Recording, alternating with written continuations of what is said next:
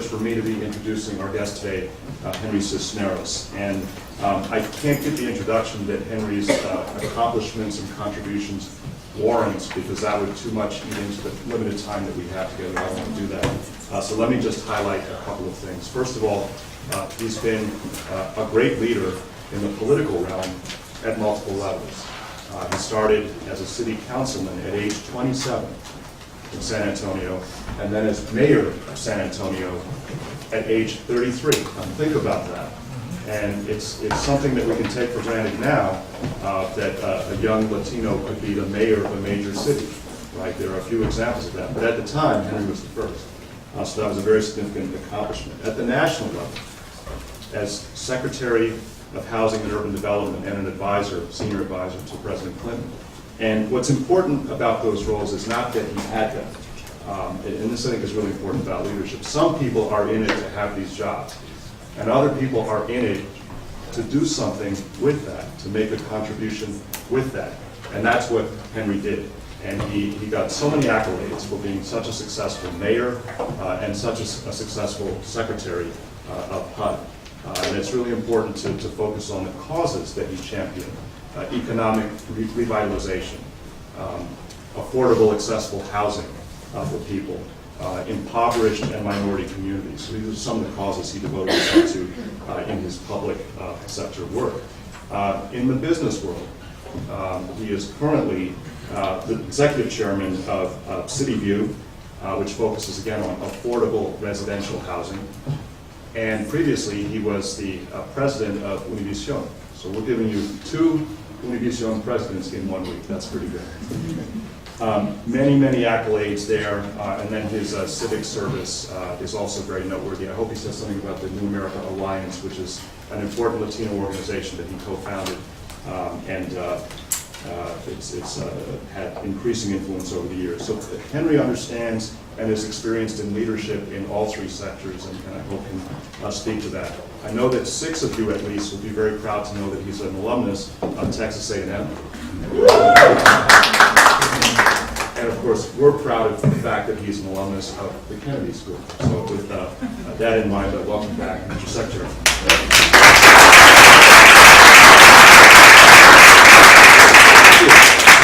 Thank you very much, Andy. Thank you for your kind introduction and for the invitation. More importantly, thank you for the good work you do. One of the great things about a program like this is you have access to people like Andy Sellecki, who teaches on the faculty here, and you're getting in one short week the value of a lifetime of career preparation in teaching negotiations. For example, I noticed in the program for the week that one of the sessions you have is some principles of negotiation. Very important. Very few people know how to do that well. And if you get an introduction that whets your appetite and you begin to read the materials and so forth in the field of negotiations, that would be in and of itself a great accomplishment this week. So Andy, thank you very much. Don, thank you for your leadership of the Center for Public Leadership here at Harvard. I am very proud of my association with the Kennedy School. When I came here, it was before we had this complex of buildings. We were at another building up the street called the Littauer Center. But over the years, I've had the privilege of speaking here on a number of occasions, and always try to be positive in my responses when asked to come back here, because it brings not only so many memories, but I think it's such an important institution in the country. Over the years that I've served in Washington in various times in various capacities, Kennedy School people are all over Washington and other leadership sectors of our country. So the Kennedy School is a very special place. And Dario, who I don't believe is in the room now, I think he's doing an interview right this second. Dario, thank you very much. Dario is the person who called me. And speaking of the arts of negotiation and persuasion, I was in the hot sun in San Antonio on a cell phone, and the only way I could get off the phone was to say, yes, okay. Very persuasive. Thank you, Dario, for your work in putting this together. And let me just say how envious I am of you and your state in life, and I say this very sincerely, and your opportunity to participate in a program like this. I hope that you take advantage every time you have the opportunity of participating in a summer program like this, or in a internship that leads and that strengthens your insight into the career direction that you may be going, that you take advantage of it. I had the great good fortune at a number of points in my life of participating in things that literally changed my life. When I was a student at A&M, I was invited to a conference at West Point on national security. I was a junior, had never been on an airplane, and had never been out of Texas, and ended up at the request of the student union leader, director at A&M, of spending an extra 4 or 5 days in New York. When John Lindsay was the mayor of New York, and the city, this is 1966, 67, when the cities in the United States were burning, the great urban crisis was being recognized. And that trip and that conference had a lot to do with the work that I do and have done over my career, because it just put me in the center of national issues at a time when I was in my own 19-year-old mind figuring out, what I wanted to do. Later, I had the opportunity to accept an internship literally on graduation. I finished college on a Saturday, and Monday I went to work as an assistant to the city manager in San Antonio, and learned a lot about city government there, but had no idea that it would propel me eventually to a city council position in that same city, and eventually to mayor. But it started with being a kind of a junior gopher in the city manager's office 2 days after I graduated from college. And I guess for me, the highest of those internship training opportunities was being selected a White House Fellow at age 23. This is a program, some of you may know of it, where about 15 persons or so are selected every year to serve as an assistant to a cabinet officer or in the White House. A very, very difficult program. It used to be ages 23 to 35. I think they've taken the 35 and made it a little older, and now they're selecting people older. But there were 2 of us in my class that were in the bottom range of the age possible at 23. I served as an assistant to the Secretary of Health, Education, and Welfare, Elliot Richardson, who was one of the great heroes of that period. Later, he was involved in what was called the Saturday Night Massacre because he refused to fire the special prosecutor as Attorney General who was investigating President Nixon, and Nixon fired him. So he ended up being a major national hero. But I had the opportunity to travel with him and learn from him and pick his brain and sit in meetings and watch his management style at 23, 24 years of age, including in that program some travel. We traveled to Africa for about a 10-day period, to the Far East for about a 10-day period. So I'm a great fan of programs where young people sort of immerse themselves and like you're doing, a week here of intense study. I hope you take it seriously. Don't think of it cynically in any way, shape, or form, but just, leave your skepticism at the door and come in and just throw yourself into it and learn absolutely everything. Every word is precious. Every minute is precious. And you'll only appreciate this more as the years go by. And then when internship opportunities present themselves, they give you, the opportunity to learn from doing, to learn from watching other people with experience do. That's hugely important. Not only will it build your record, so that you have some experience on your record when you apply for positions later. Not only will it add substantive knowledge, you will gain substantive knowledge from the things that are taught here and that you see on internships, but you will gain perspective.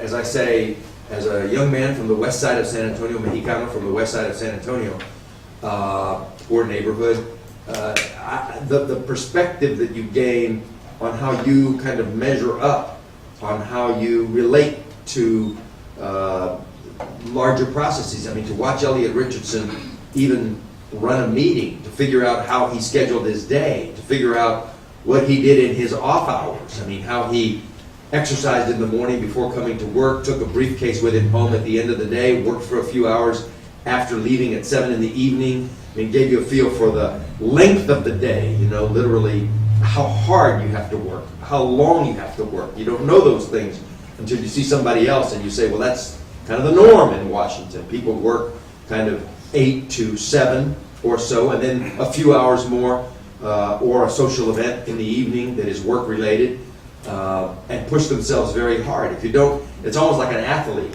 Unless you test yourself against the other athletes, you don't know your capabilities, and you don't know what's expected, and you don't know how hard you have to train. And all of that comes from gaining perspectives. As well, very importantly, as networking. I suspect that many of you in this room will make friends from other parts of the country and stay in touch, and I hope you will see the same names of people in the years to come. You will see them in a law school class, or you will see them in a national organization of Latino leaders, or you will see them in a workplace, or you will hear about them for an honor they receive, or whatever. But over the years, literally the friends that I have across the country number in the hundreds of people who I have crossed paths with in sessions of this nature. So for all of those reasons, just to start this off, I want to encourage you to make the most of not only this, but then leverage this accomplishment into others that present themselves, and put yourself in a position to know about more, learn about more, apply for more, and participate in more. Well, the task that's been assigned me is to talk to you a little bit about leadership. That's a hard thing to do. I'm not a believer in talking a lot about leadership, because in my experience, there are too many people who call themselves leaders who are not. There are too many people who call themselves leaders who are really self-promoters. And almost by definition, if you call yourself a leader, you're not. Because it violates the sense, in my judgment, that people who call themselves leaders are not humble enough to be trustworthy leaders, in my book. But that's just my take. It may be completely the opposite of what's taught here at the center. If so, I apologize. But I will share some thoughts with you on what I think are dimensions or principles, if you will, of leadership that I have observed in people whom I respect over the years. And by the way, let me recognize a bona fide leader in business and in civic life, Farouk Shami. Thank you very much for your good work. He's worked in very serious businesses and made some massive philanthropic contributions and offered himself for public service. And while he didn't win the governorship of Texas this year, he will win something one of these years, I'm sure. I'll win your friendship. So let me just kind of go through a number of points here. I'm going to go through kind of like 5 points that I have associated with leadership, and then I would offer in the sense of kind of counsel, if you will, or advice. The first is this: whatever field you want to make your career in, you should prepare yourself to the highest levels of excellence. Because generally speaking, as I have seen, leaders are people who others respect for what they accomplish in their basic field. It's very hard to be a leader in science if you're not one of the better scientists. It's very hard to be a leader in the law if you're not an excellent intellectual and, persuasive legal figure. It's very difficult to be a leader in politics if you're not one of the better in terms of articulation, persuasion, vision, etc. So anybody who thinks there's a shortcut by shortcutting either the educational preparation, the technical preparation, the professional preparation, and somehow wants to be a leader without that is kind of kidding themselves, because everybody knows who's good among their peers. Okay, so you just have to work very, very hard. Generally speaking, I have found leaders are the people who work the hardest. They're not necessarily, and you all know these folks from high school and college, the wittiest, the prettiest, the most articulate, the most creative. Those are, generally speaking, those traits do not automatically connote leadership. those fade. Those are brilliant for a second. They're the shooting star that flies across the sky, and you say, well, it was there, I think, but I'm not sure, versus the sort of constancy of hard work. There's absolutely nothing that adds up like mastery of technical knowledge through just accumulative knowledge and accumulative information. And the rules of the society are not going to change just because Latinos have arrived and we say we are due leadership. People still want to know, well, who can actually get it done? Who can we trust with the workings of the society, whether they be economics and investment banking and public finance, or whether it be administration and of government, or whether it be the arts and artistic and creative endeavors. The rules of society are not going to change just because we're numerous, okay? And I would argue that the reason that Barack Obama was elected is principally because people, yes, they liked his personality, and they liked his temperament, and they liked his persona and profile, but fundamentally they saw a very smart person who had mastered constitutional law and performed well in his public service. And I think it's clear from his work as president that he's just exceedingly well prepared. And so that's point number one. Point number two, and this is really a difficult one because this doesn't come naturally. Some people have it, some people don't. I think you can educate yourself. I think you can expand your horizons, but it has to do with a sense of mission or a sense of vision. Has to do with a large appreciation for the larger causes. I once heard the pastor of Ebenezer Baptist Church in Atlanta say, associate yourself with causes that are bigger than yourself and with things that last beyond your time. And I think leaders, real leaders, have a aura, if you will, an appreciation, an internalization of things that have to do with the greater good. Because otherwise, there's a sense of kind of self-promotion, but people can tell what people's fundamental motives are. And I think the bona fide leaders, and I'm going to just draw a distinction between leaders and managers in a moment, but are leaders and administrators or leaders and bosses, but leaders like a Martin Luther King have some inherent sense or developed sense. You can study it. You can study the writings of philosophers and the spiritual studies and the understandings of humanity and so forth to develop a larger vision. Right? And with that comes a sense of integrity and honesty. Yes, it's important to have personal honesty and personal relationships and so forth, but the kind of honesty I'm talking about here is an honesty to a cause. You will not sell out a cause. There are lines you will not cross. There are beliefs about what you want to accomplish that you will not sell out.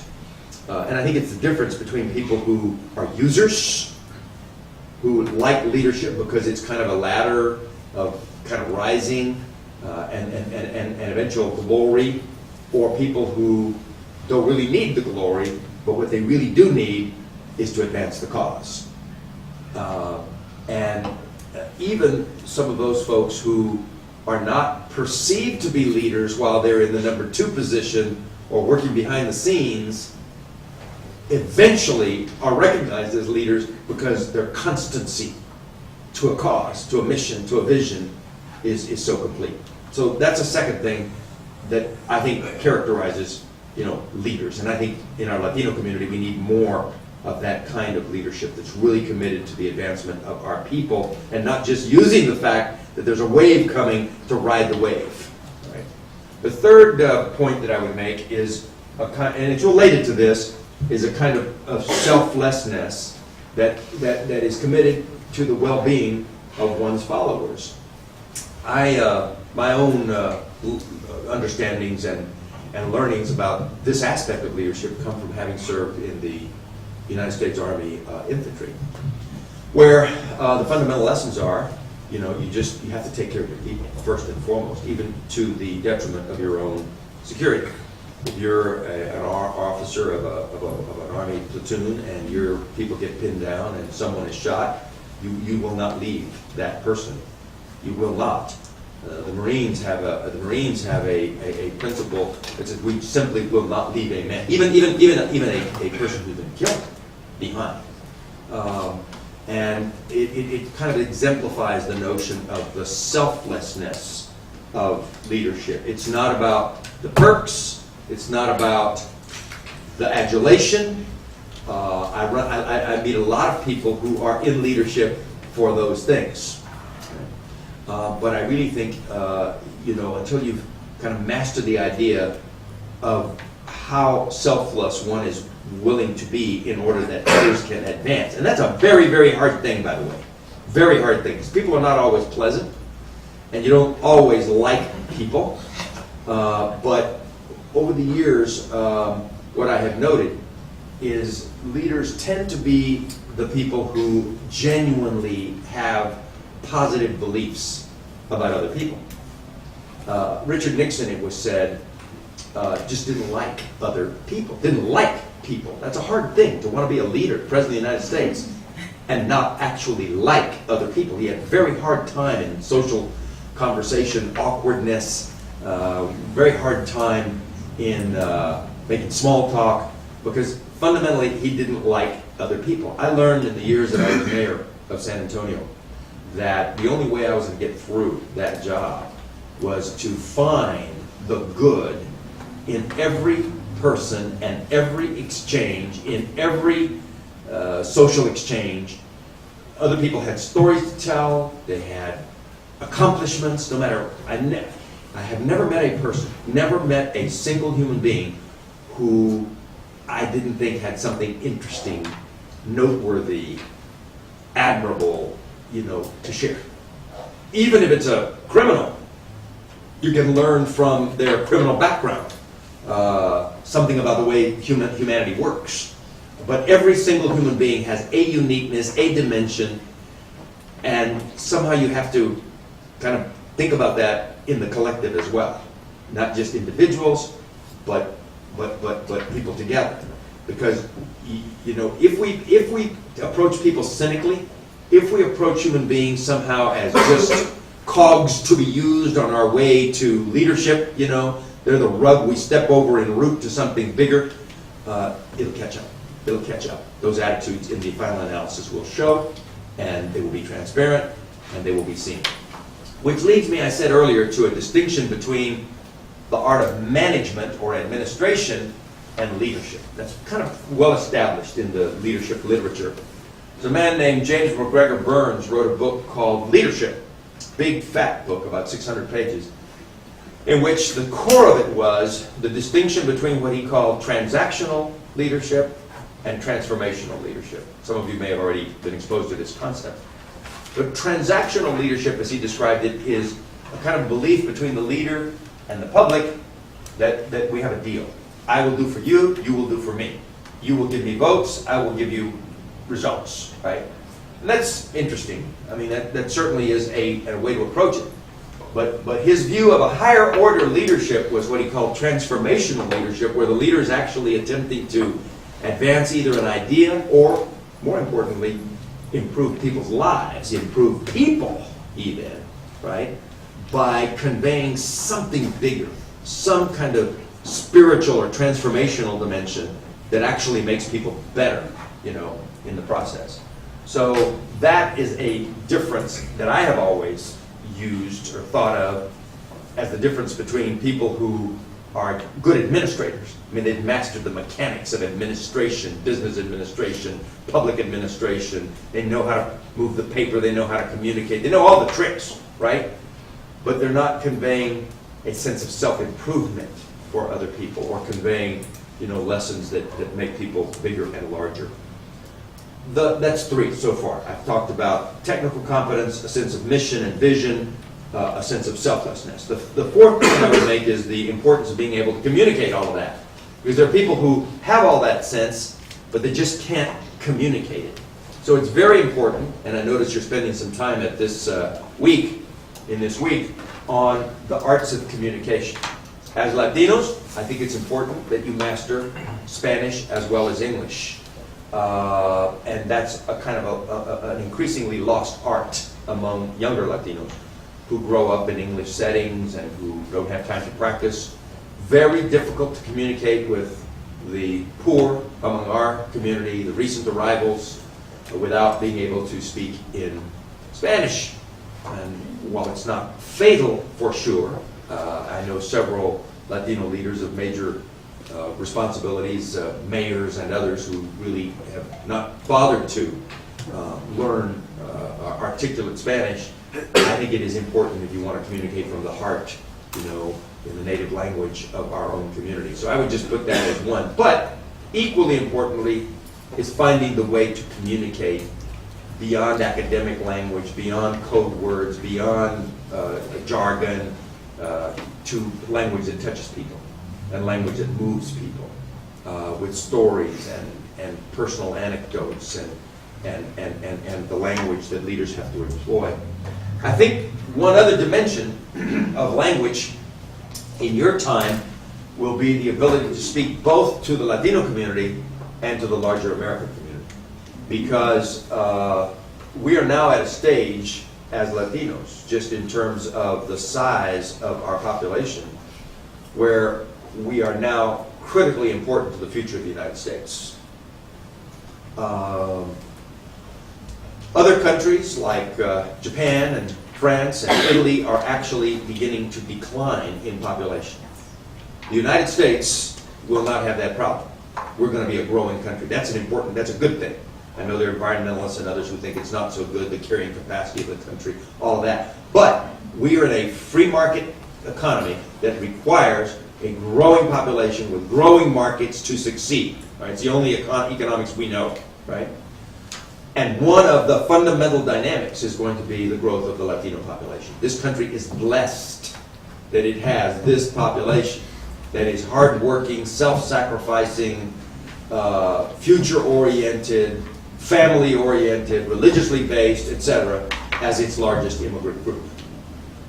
But the country needs to understand that this is a good thing, and we need people who can articulate it in language that doesn't frighten, doesn't alarm, but explains why this is so important for our country. And there's some very, very tough battles ahead. Arizona is just the beginning, because as our population grows, people become afraid. As we become larger, we become more of a threat. And in some sense, your generation is going to have a tougher challenge than even the generations that came before. Now, that's saying a lot, because some of the leadership figures on whose shoulders we stand really had to suffer a lot in times of overt discrimination and hateful discrimination, even physical pain, right? And yet, the challenges ahead are even more profound for the country, for the future of the country. So finding the language is so critical. And so the gifts of communication are ones that need to be honed and prepared. Finally, I would say, with respect to these kind of dimensions of leadership, leaders do have to have certain techniques, if you will, in order to lead. And one of those, for example, that's related to kind of keeping your word is being able to remember what you told people and being able to fulfill. And that's, I mean, it sounds funny, but you know, when you're drinking water from a fire hydrant and you're getting requests and making commitments and kind of negotiating on the run all day long, you have to have ways to get back to people. You have to have ways to log and remember and list and so forth.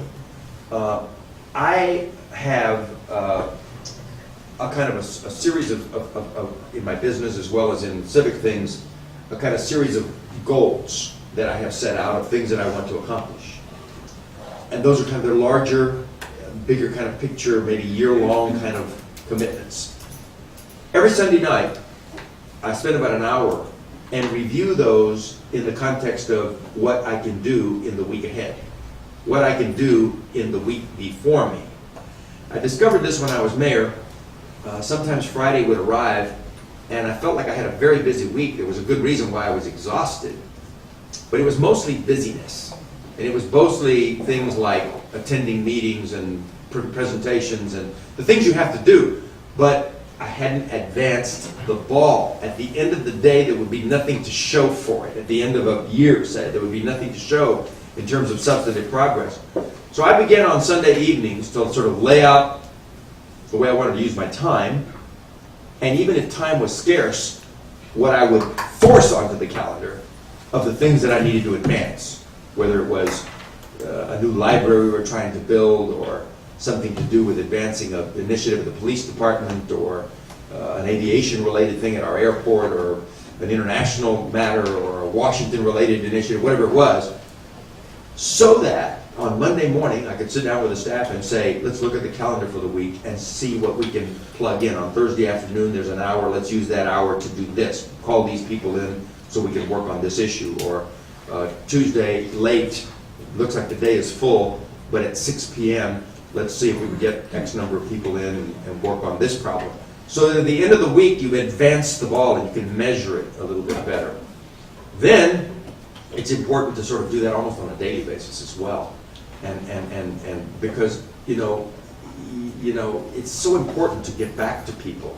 Whether you're in business or whether you're in government, it's rude, not to be able to get back to people. It's rude to tell people you'll do something and then not do it. And very few of us have the capacity to just remember all of those commitments from our head.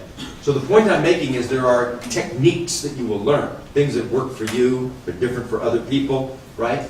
But, they're important. I heard a television advertisement once that kind of stayed with me. It was an insurance advertisement, and this insurance man said, if you call me, I'll get back to you.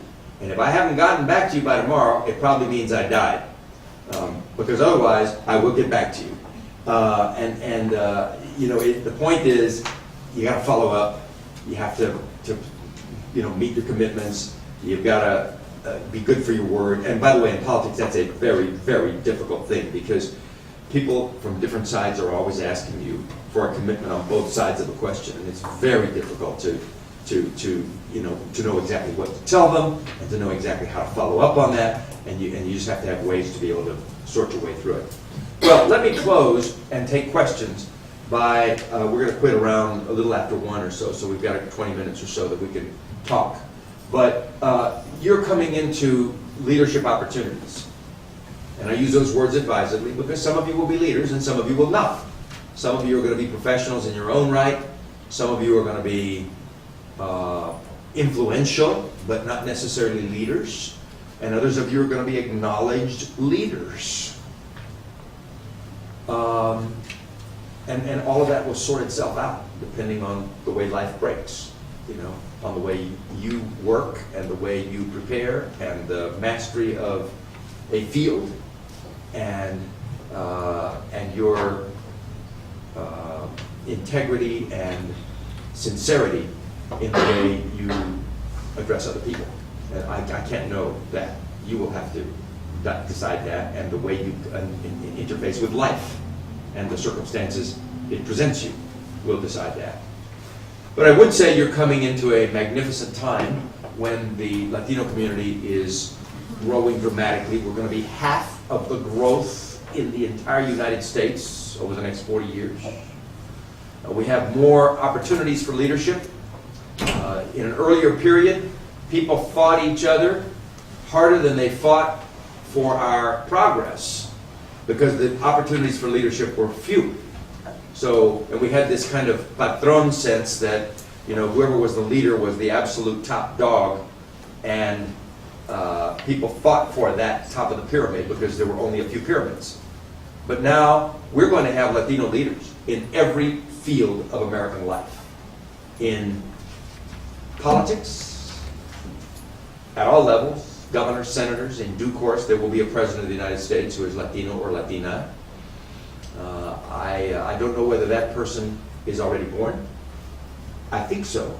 I don't know whether that person is in kindergarten or in elementary school or in law school or already serving in a junior office, some state legislator somewhere, I don't know. But I believe that person is born. And, you know, the Barack Obama of the Latino community, or Latina, is out there, you know, maybe in this room. And I think we're going to need leaders who lead museums, foundations, churches, universities, businesses, consulting groups, civic organizations, local governments, Fortune 500 companies, international companies, you name it. Lots and lots and lots of opportunities for leadership. And I think our leadership is going to be manifest in the cultural environment as well, in movies and music and new forms of media, and it's an exciting time. And many of the barriers that existed before have fallen, and now it's just a matter of who's good, who's really good. Who's good not only in the context of our own community, but whose art and whose skills and whose persuasion and whose leadership is acceptable to the larger national community as well. Those opportunities are all there. It's a gorgeous and really marvelous time. And while there will be many hardships and the work is hard, we're talking, you know, 16-hour days on end, a marathon, not a sprint. For those of you who are willing to work that hard, both the personal rewards and the leadership rewards are there. Thank you very much for allowing me to come over.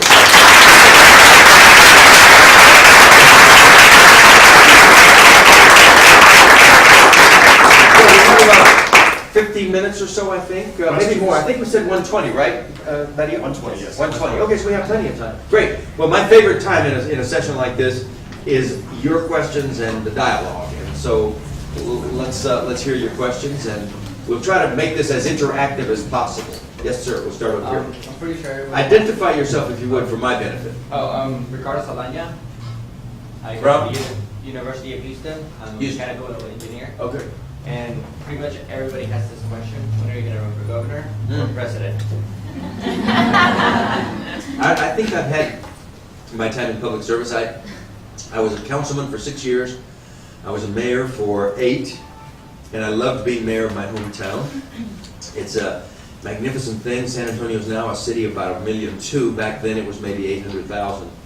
But when you grow up in a city and the citizens of that community grant you the privilege of being their mayor, and you do it for 4 terms, it really is you become kind of at one with the place, and so it was a great experience. Then the president asked me to serve in the cabinet, which I did for 4 years, and I got to learn the country in not quite the same depth, but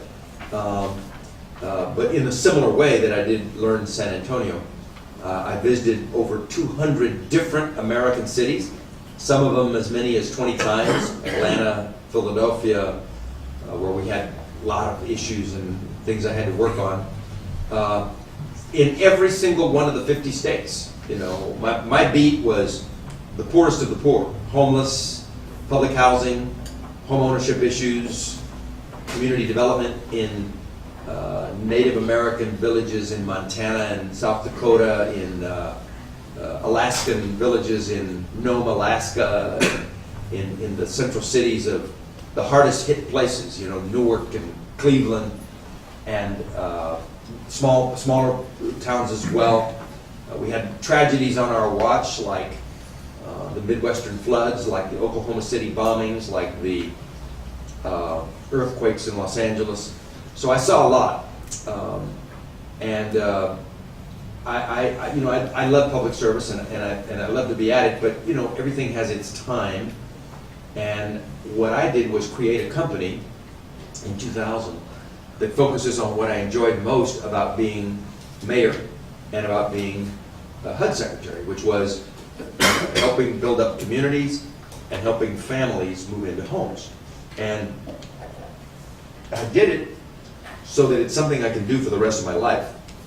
I mean, this is a company that I'm committed to doing as long as I can work, and I'm going to work until my 80s. So we're going to be building this enterprise and building homes for people for a very long time. The thrill of building a community that transforms a neighborhood, and then my favorite experience now in life is on the Saturday morning that we open the communities and do a little speech and welcome the local government officials in and the school officials and the police and so forth. But watch the families who are the first owners, and they literally, on many occasions, they're in tears with the joy of being able to move into the home. So for me, it is everything I could ask for from public service, and it allows me to stay on track and just sort of keep doing this without all of the diversions and digressions and frustrations, you know, that are in public office. So I think I'm doing what I'm supposed to be doing, and I enjoy it, you know, a great deal. Thank you for the question. Yes, ma'am.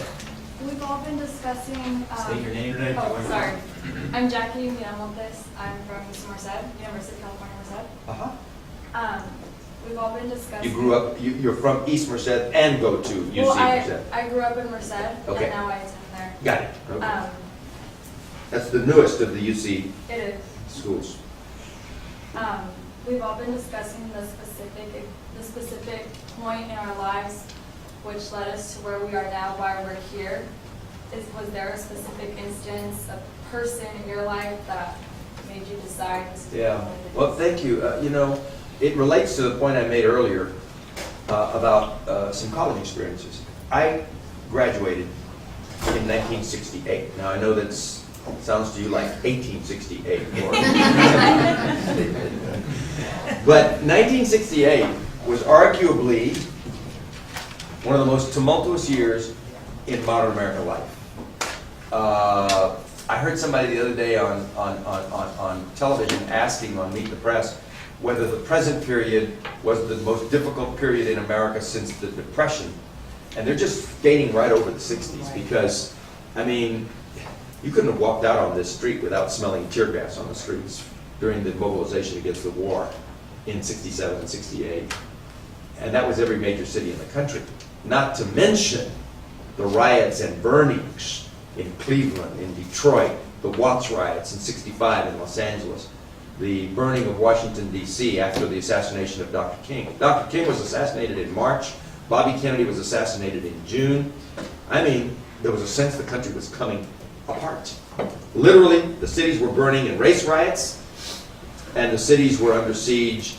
Hundreds and hundreds of thousands of people on the streets because of the Vietnam War. President Johnson resigned. Bloody riots in Chicago during the Democratic Convention. It was a mess. That's the year that I, quote, came of age. And I concluded that, I had concluded before, I just always assumed that I would be in some kind of public service. Because it's just kind of the family ethic and so forth. But I had thought it meant, you know, I didn't know what it meant exactly. Could mean State Department, could mean the military, could mean, I didn't know. But that year and that trip to New York and the emergence of some charismatic figures like Mayor Lindsay in New York, who was walking the streets, sleeves rolled up, trying to keep New York from burning the way other cities were burning. And he gets credit. And he gets credit for doing it, for pulling it off. Mayor Stokes was elected the first African-American mayor of a major American city, mayor of Cleveland, in that period. It drove home for me that that the area where if I wanted to be in public service, the area that to me could be very exciting and an area of contribution was urban cities. And there are very few people who can say that what they concluded in their college years, right, is what they've done the rest of their life. I had one digression, and that was the period that I was president of Univision from 97 to 2000. But even that was really almost on track because it gave me insights into the Latino community that I'd never had before. I never understood the Cuban diaspora the way I do now, or the Dominican, million people, Dominicans that rebuilding the Bronx in New York, or the New Yorican phenomenon, you know, out of San Juan to New York, and the Salvadorians in LA and Silver Spring, Maryland, and et cetera, et cetera, et cetera. And we had 14 stations, Univision had 14 stations across the country, and I had to go to all of those places and spend time, you know, with the local Univision, as Univision is here today covering you from Boston. Maria, thank you very much for being here. Diego, ¿verdad? Gracias. So to answer your question specifically, I think it was a convergence of timing and events and a decision that, you know, I wanted to try to be helpful to the country, and I got very excited about this, about the urban agenda, and that's pretty much what I've been doing. From finishing college to going to work in the city of San Antonio, to doing a master's degree in urban and regional planning, to pursuing a doctorate in urban public administration, to becoming a White House fellow with an urban assignment, to coming here to the Kennedy School and studying strictly urban. I came here on a one-year program that ended up being 2 years, and took courses here at the business school, at the School of Education, at the School of International, and at MIT, at the Sloan School, all in urban courses, urban economic development, urban labor markets, urban, you know, everything that I could possibly absorb. And then I went home and became a city council member and used it all. And I skated for about 10 years just on what I learned in school that hadn't reached Texas yet. And it was a great experience. And then, based on that, ran for mayor, and that kind of vaulted me into a kind of a larger national profile, which got President Clinton's attention, and he put me in his cabinet. So it's kind of, you know, a seamless continuance, if you will, based from those early decisions. Does that answer your question? Sorry. Yeah. I'm Rafael Maravilla from the University of California, Merced as well. Merced. And first I'd like to say thank you for such an inspirational speech. And my question to you is, I'm sure you know that Merced County was one of the largest affected counties with the housing market crisis occurred. All the Central Valley, Modesto, maybe the worst in America, Stockton. Yeah, and in that county we have a lot of vacant homes, and we also have a lot of poverty, a lot of families that don't have somewhere to stay, that are getting foreclosed on, that must leave their homes, they have nowhere to go. And what I am thinking is maybe some of us here in collaboration could start an organization where we can work with developers and get these families to be able to purchase these homes at either a discounted rate or at some sort of plan, a mortgage plan. And I would just like to know what suggestions or advice would you be able to offer us if we were to initiate such an endeavor. Well, I don't know about this group or this organization. I can't speak to that. I don't know who's here, and I don't know, you know, where you're going back to, and all of that. And frankly, I've been with a lot of Latino organizations where everybody gets sort of hooked on excited by the issue of the moment and pledges to do something, and that's really not the strength of an organization like this. I mean, it's really not possible. So rather than create something that's unachievable and essentially convert it into a deflation because the organization can't produce that, I would focus on what it is here. This is about networking, this is about education, this is about getting all the information that you can, this is about staying in touch over the years, but I wouldn't try to do something operational out of it unless that operational was reconvening from time to time as a group, maybe under the auspices of Harvard, for the purpose of advancing your friendship and your education. That would be very important, I think. The things that I've been associated with in the past, like the White House Fellows, have an ongoing organization beyond the time that you're here. But to your point, somebody needs to be doing. I don't know that it's this group, but somebody needs to be doing the kind of thing that you're talking about, and it's most likely going to be nonprofits at the local level. It's going to be CDCs, community development corporations, that are given funding out of the stimulus funds or a specific other housing monies from their local government for the purpose of buying homes that are in foreclosure, repairing homes that are in foreclosure, and then making them available either as rental or as home ownership opportunities for families that have been displaced or who are coming up. And that's a very important thing that we do because, frankly, it's more than just the stock of housing that is vacant and being destroyed and full of graffiti and so forth. It's really goes right to the heart of the national problem because our economy cannot recover if the housing sector doesn't recover, and the housing sector is not going to recover when there's all these foreclosed homes at discounted prices available, so that builders dare not build because there's something that's available at 60 cents on the dollar down the street, that is vacant. That's the alternative. So you can't build if you can't sell, and you can't sell if something else is creating this overhang of foreclosed property. So it does need to be done. I don't know whether there's any connection back, to this group, to be perfectly frank. Yes, I saw you next. My name is Marlena Cesar from UMass Boston. UMass Boston. Yes, born and raised in Boston. And my question for you is... UMass Boston is the one over by the library? Yes, sir. As a Latino, what are some of the challenges with working with public service that you faced, or what would be your advice as a Latino, Latina working in public service? Well, it depends, I guess, where you are in a way. I mean, I came up in a city where there was a long tradition of Latino public officials, so I was not a first. I was the first to become mayor, but, we had the first Latino congressman, Henry V. Gonzalez, came out of my city, and lots of other public officials. And, I often said that, growing up, I didn't know, overt, discrimination in the sense that we think of it, because I lived in a completely Latino neighborhood, kind of lower middle class. And I have said that it was like a Norman Rockwell painting, except all the faces would be brown.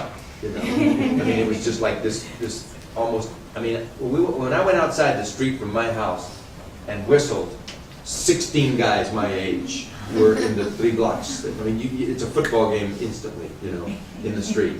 I mean, that's the kind of neighborhood that I grew up in. So when as I was coming up, I could have just as easily been Irish in Boston or Polish in Chicago for the network and support system that I had. Now, when I went to confront the larger society, right, and became the first Latino mayor in whatever it was, 150 years or whatever, I didn't even know kind of what I was getting into.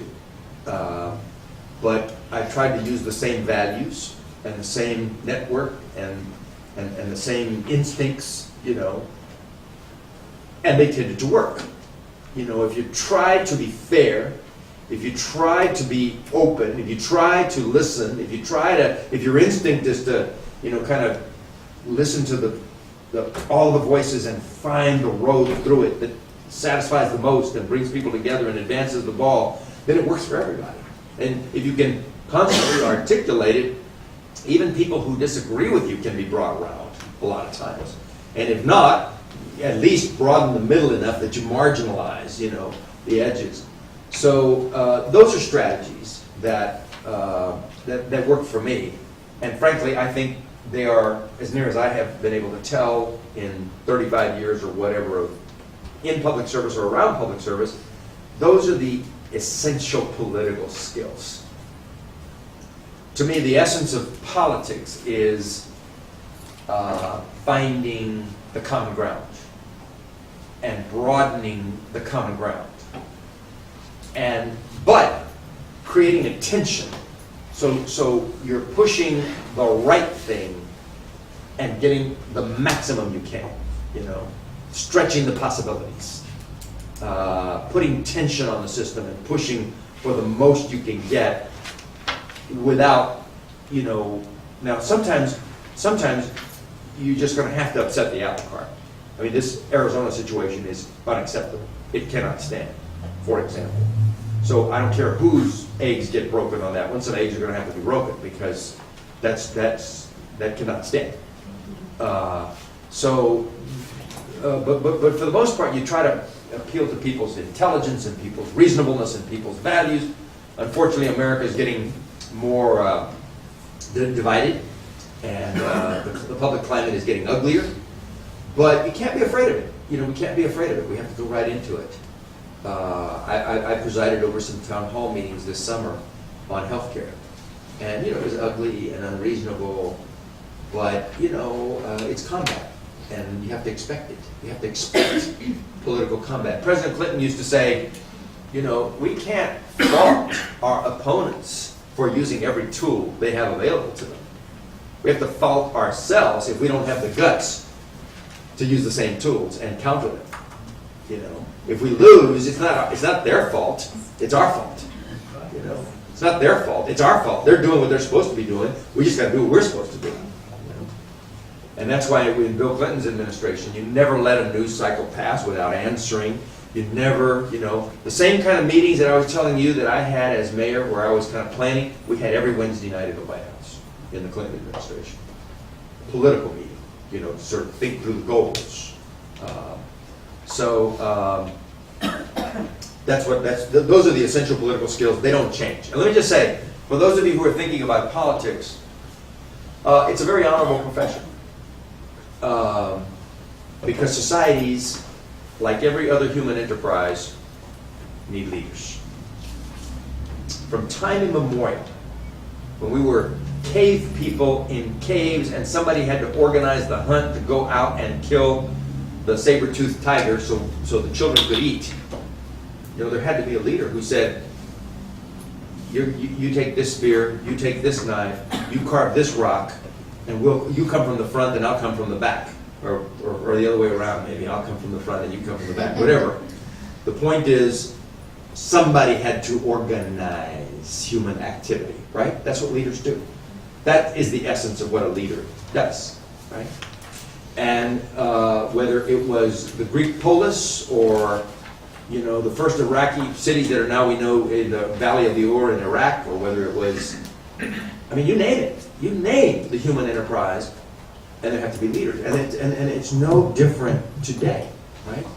So the skills of how you organize other human beings and their activities haven't changed that much. You have to communicate to people, you have to explain to people, you have to show them how it's in their interest, you have to show them how you're not taking care of yourself, but you're doing something that they need, et cetera, et cetera, et cetera.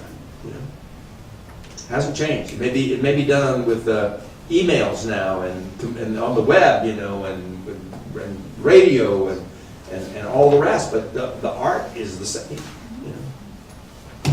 Let's see, I saw another question over here. There was one over here I saw in the corner of my eye. No? We do one more brief question. Okay. Well, let's take this young lady, and then Farouk has a question. We'll do that. Hi, my name is Maria Dixon. I'm also a student at UMass Boston. I was actually born in Mexico and raised in California. I've been here 15 years. What are suggestions for especially the younger, someone non-traditional learner, a little older, to balance both your passion Very good point. and your family, especially as a single mother?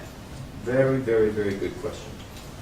And I should have put it in my list of things that are dimensions of leadership, because it's very difficult to be a leader if you don't have some kind of semblance of balance. Now, a lot of the things I described here sound almost obsessive, the hours of work and the commitment to the goals. But it is. It is. But you have to work hard at striking some kind of balance. And the balances are your physical health, your spiritual health, your family health, extended relationships, friends. So all of those are important. And you have to work at it. When I was mayor, I included my children in as many of the public things I had to do, and though they may not have liked it at the time, they, I think, have been shaped in their lives by some public values, and they appreciate the involvements and the kind of learning that they did even then. If I had to open a library on a Saturday morning, my daughters would go with me, and we'd make a kind of a fun thing out of it, and they remember that even now. But I also, took time off, kind of like entire Sundays to spend with them and go to the park or take them to the lake or teach them to ski or, or things of that nature. Spiritual life, to me, very important. Hard to imagine, in my way of thinking, a sincere leadership that doesn't have a spiritual sense. Now, I'm not saying it needs to be church-going, but that has a spiritual dimension. Because that has so much to do with how we calibrate our psyche for how we deal with other people, right? And what values we set above others and so forth. And, I mean, I always, when I go to, I'm Catholic, and when I go to church, or read scripture, which I do sometimes at church, the homily and the readings and so forth, there's always a lesson or two that relates to the public sphere, and how you deal with other people. To me, that's important. And personal health, I try to work out every single day. Don't get it in quite every day. I generally about 25, 26 days a month, but that's just important. I can't function if I don't exercise. And there are many different approaches to that. Some people run, some people do weights, some people do combinations, some people do Pilates, some people do yoga, all kinds of things. But this is, I'm going to say it again, this is not a sprint. This is a marathon leadership. So you have to prepare yourself for the marathon. And that means you have to stay healthy, you have to eat well, you have to sleep well, you have to have some balance in your life. There's some people who think that leadership is burning the candle at both ends and having, being life of the party until 2 a.m. But they generally don't show up early enough to make much of a difference at the next morning meeting. The people I've admired are the people who kind of understand the marathon quality of it, and build their life. Here's the key phrase: build their life in a balanced way around all of those commitments. Right? You're a single mother. Children will appreciate what you're doing, given the opportunity to see it and learn it.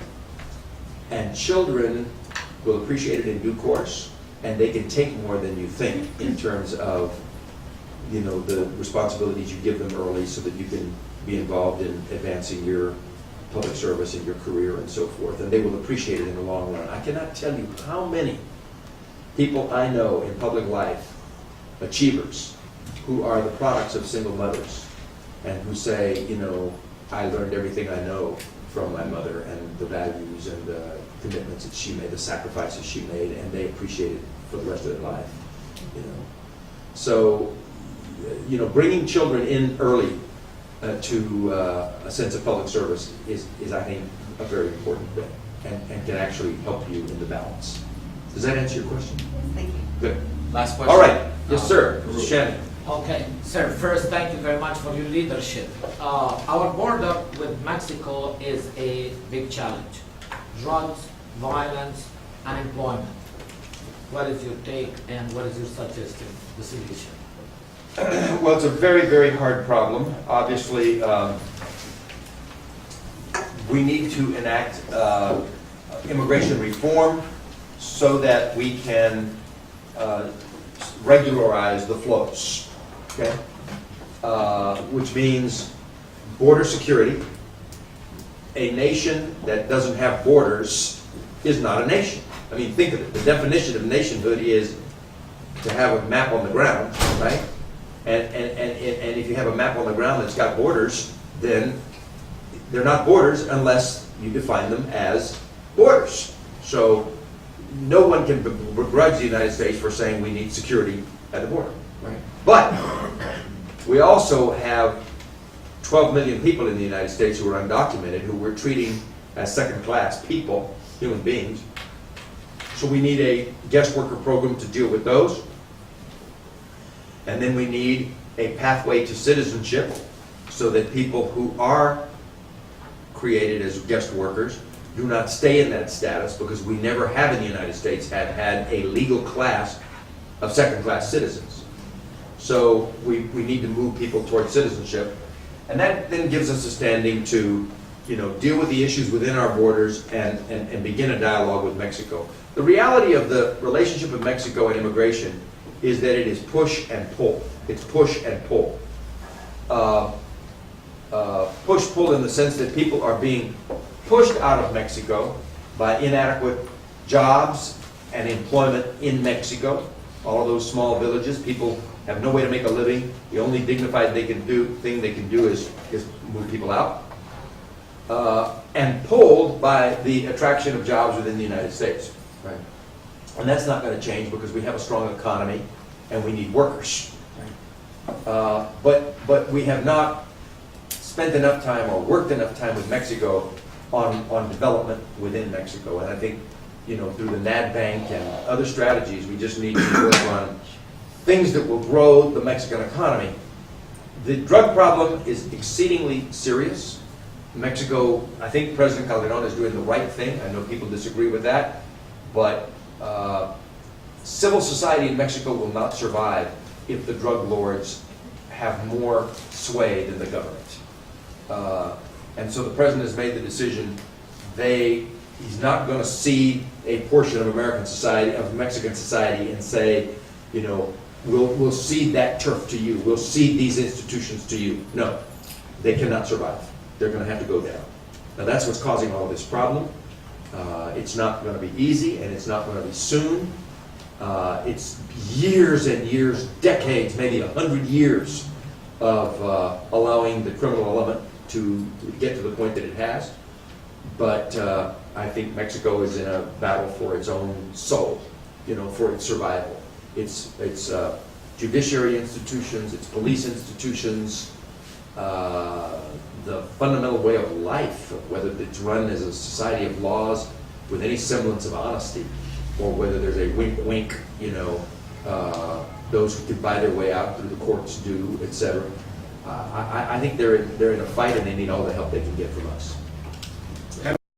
Had increasing influence over the years. So Henry understands and is experienced in leadership in all three sectors, and I hope can speak to that. I know that 6 of you at least will be very proud to know that he's an alumnus of Texas A&M. And of course, we're proud of the fact that he's an alumnus of the Kennedy School. So with that in mind, welcome back, Mr. Secretary.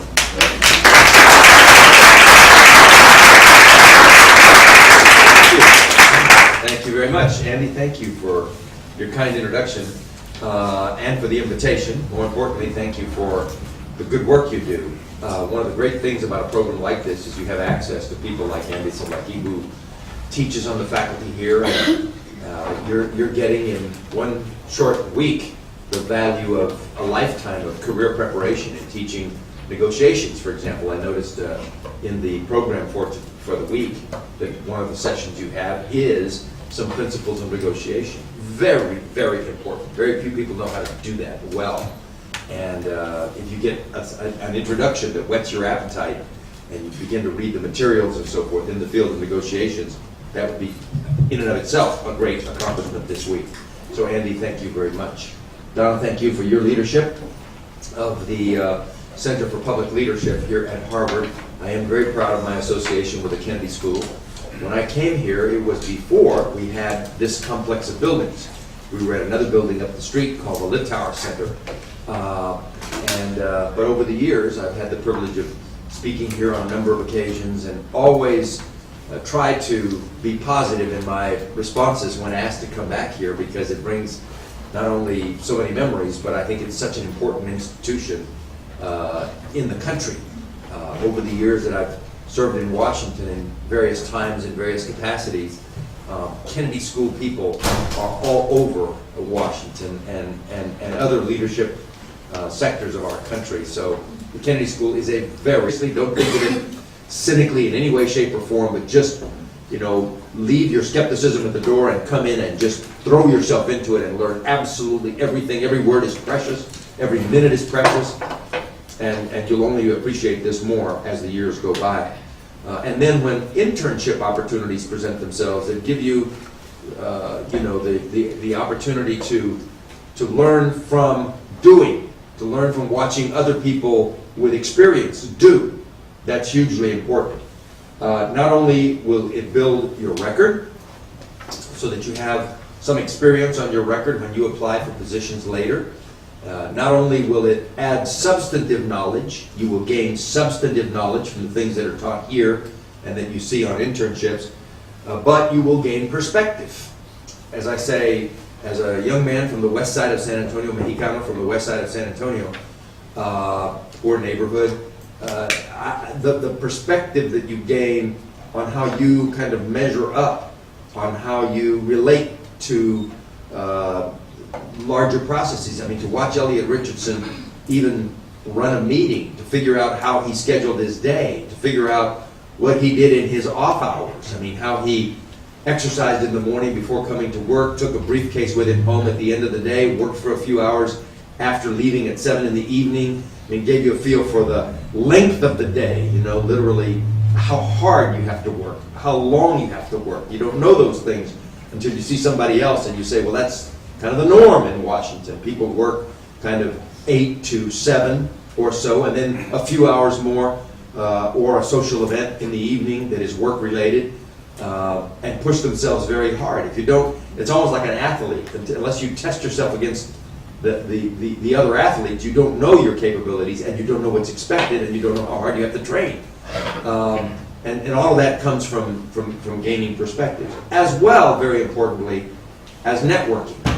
It's for me to be introducing our guest today, Henry Cisneros. And I can't get the introduction that Henry's accomplishments and contributions warrants, because that would too much eat into the limited time that we have together. I don't want to do that. So let me just highlight a couple of things. First of all, he's been a great leader in the political realm at multiple levels. He started as a city councilman at age 27 in San Antonio, and then as mayor of San Antonio at age 33. Think about that. And it's something that we can take for granted now, that a young Latino could be the mayor of a major city, right? There are a few examples of that. But at the time, Henry was the first. So that was a very significant accomplishment. At the national level, as Secretary of Housing and Urban Development and an advisor, senior advisor to President Clinton. And what's important about those roles is not that he had them. And this, I think, is really important about leadership. Some people are in it to have these jobs, and other people are in it to do something with that, to make a contribution with that. And that's what Henry did. And he got so many accolades for being such a successful mayor and such a successful secretary of HUD. And it's really important to focus on the causes that he championed. Economic revitalization, affordable, accessible housing for people, impoverished and minority communities. So these are some of the causes he devoted himself to in his public sector work. In the business world, he is currently the executive chairman of CityView, which focuses again on affordable residential housing. And previously, he was the president of Univision. So we're giving you 2 Univision presidents in 1 week. That's pretty good. Many, many accolades there. And then his civic service is also very noteworthy. I hope he says something about the New America Alliance, which is an important Latino organization that he co-founded. It's A very special place. And Dario, who I don't believe is in the room now, I think he's doing an interview right this second. Dario, thank you very much. Dario is the person who called me. And speaking of the arts of negotiation and persuasion, I was in the hot sun in San Antonio on a cell phone, and the only way I could get off the phone was to say, yes, okay. Very, very persuasive. Thank you, Dario, for your work in putting this together. And let me just say how envious I am of you and your state in life, and I say this very sincerely, and your opportunity to participate in a program like this. I hope that you take advantage every time you have the opportunity of participating in a summer program like this, or in a internship that leads and that strengthens your insight into the career direction that you may be going, that you take advantage of it. I had the great good fortune at a number of points in my life of participating in things that literally changed my life. When I was a student at A&M, I was invited to a conference at West Point on national security. I was a junior, had never been on an airplane, and had never been out of Texas, and ended up at the request of the student union leader, director at A&M, of spending an extra 4 or 5 days in New York. When John Lindsay was the mayor of New York, and the city, this is 1966, 67, when the cities in the United States were burning, the great urban crisis was being recognized.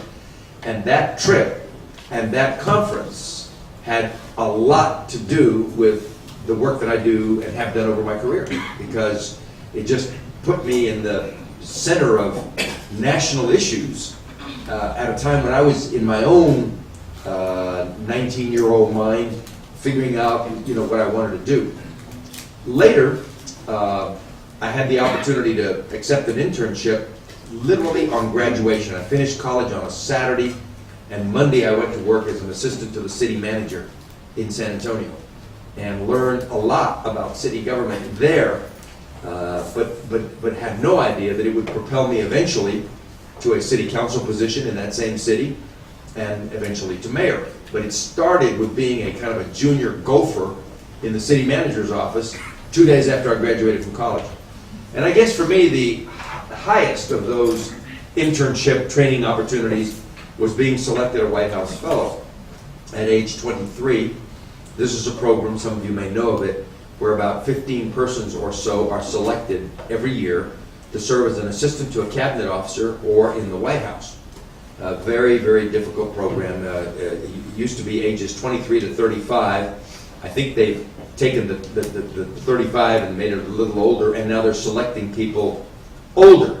But there were 2 of us in my class that were in the bottom range of the age possible at 23. I served as an assistant to the Secretary of Health, Education, and Welfare, Elliot Richardson, who was one of the great heroes of that period. Later, he was involved in what was called the Saturday Night Massacre, because he refused to fire the special prosecutor as Attorney General who was investigating President Nixon, and Nixon fired him. So he ended up being a major national hero. But I had the opportunity to travel with him and learn from him and pick his brain and sit in meetings and watch his management style at 23, 24 years of age, including in that program some travel. We traveled to Africa for about a 10-day period, to the Far East for about a 10-day period. So I'm a great fan of programs where young people sort of immerse themselves and like you're doing, a week here of intense study. I hope you take it seriously.